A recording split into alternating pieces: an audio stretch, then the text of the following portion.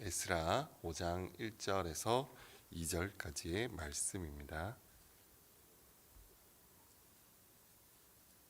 우리 이 말씀을 찾으셨으면 함께 1절과 2절의 말씀을 합독하도록 하시겠습니다.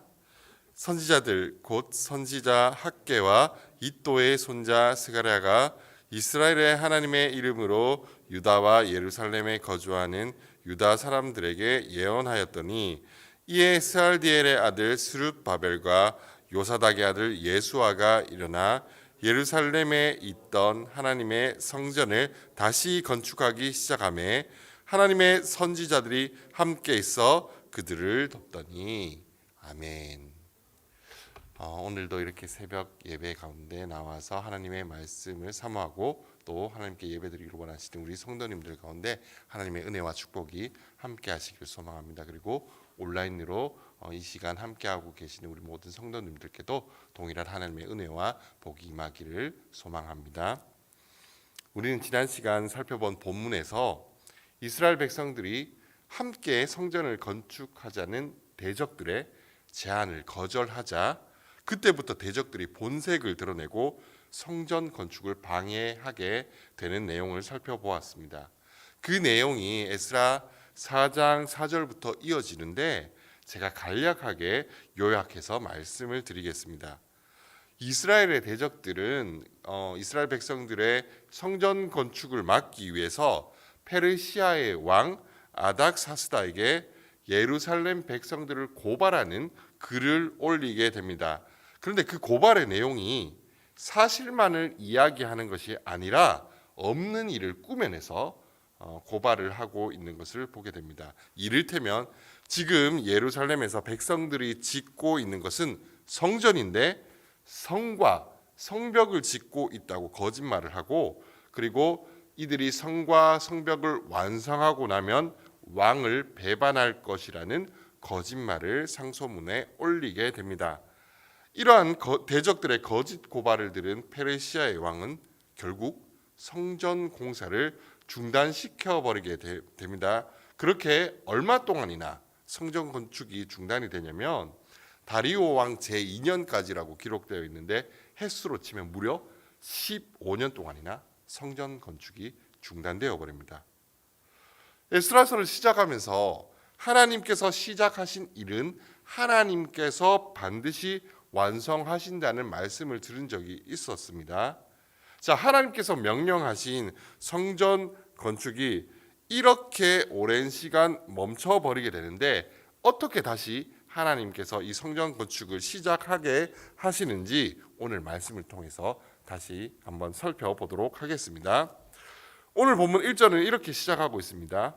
선지자들 곧 선지자 학개와 이또의 손자 스가랴가 이스라엘의 하나님의 이름으로 유다와 예루살렘에 거주하는 유다 사람들에게 예언하였더니 1절 말씀에서 선지자 학개와 선지자 스가랴가 이스라엘 하나님의 이름으로 유다와 예루살렘에 거주하는 유다 사람들에게 예언하였다고 말하고 있습니다. 자, 선지자 학개와 스가랴가 하나님의 이름으로 예언한 말씀이 어떤 내용인지는 우리가 가지고 있는 성경책에 있는 학개와 스가랴 성경을 통해서 알 수가 있습니다.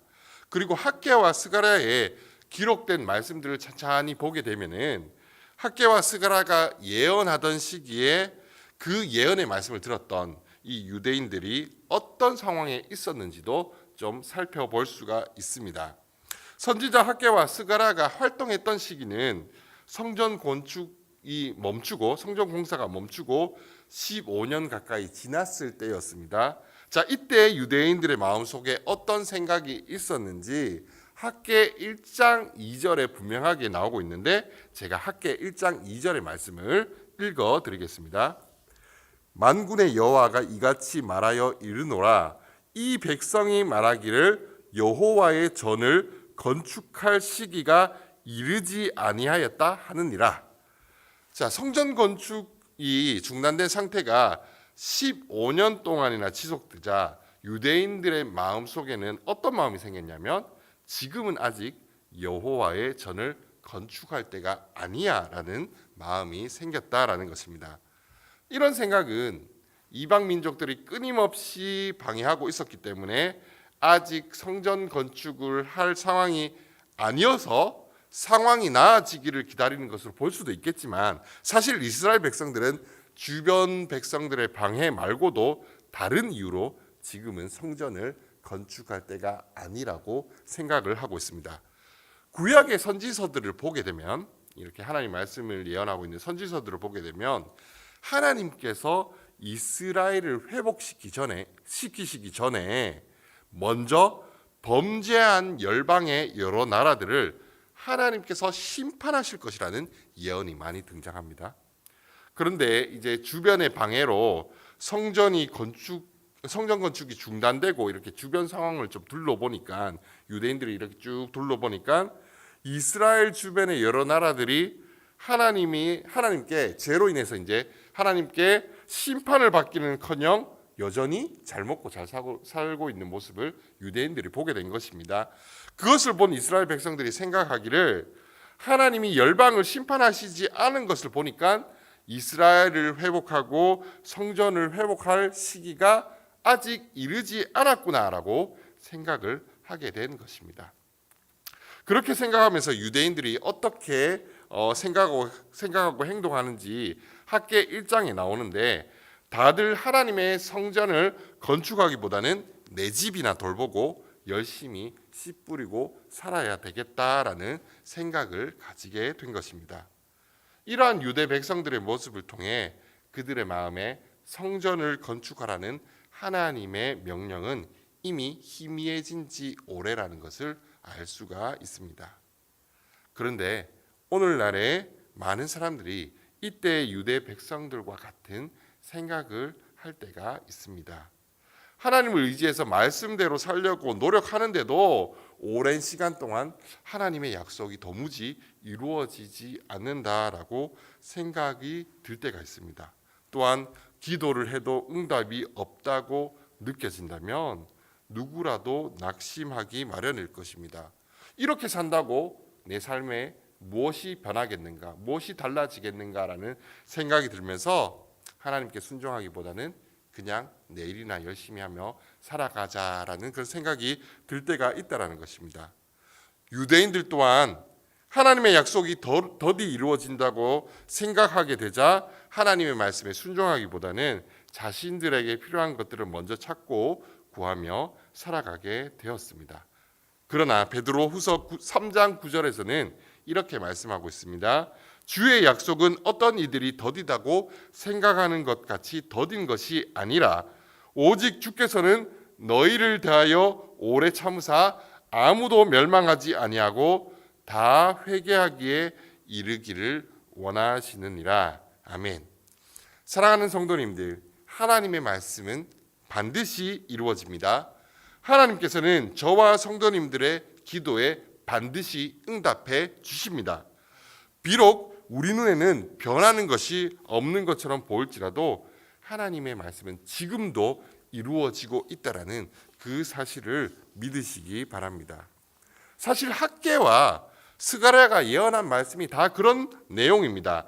학개 2장 끝부분을 보시면 이런 예언의 말씀을 하십니다. 너는 유다 총독 스룹바벨에게 말하여 이르라.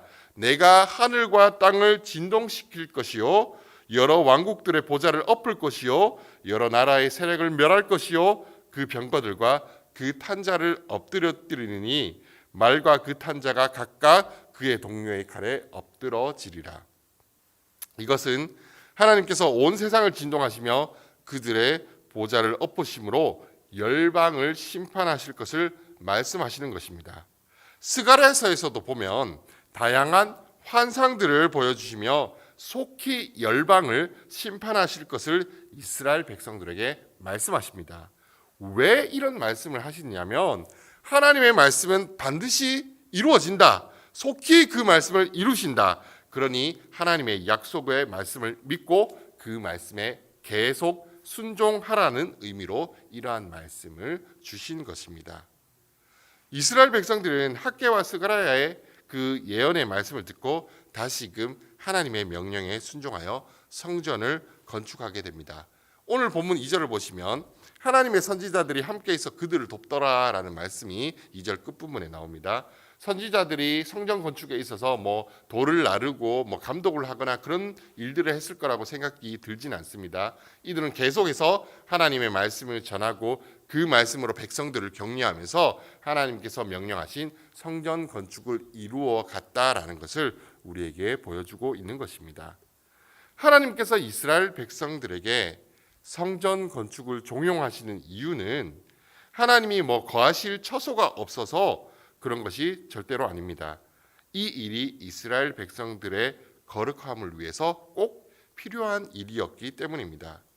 하나님께서 이스라엘 백성들에게 주시고자 하는 회복은 단지 그들이 자신들의 고향에 돌아가서 집을 짓고 많은 수확을 거두어 풍성한 삶을 사는 것에만 있는 것이 아니었습니다. 성전 건축을 통해 그들의 심령이 하나님께 순종하고 하나님만을 예배하는 거룩한 성전으로 지어져 가는 것을 원하셨던 것입니다.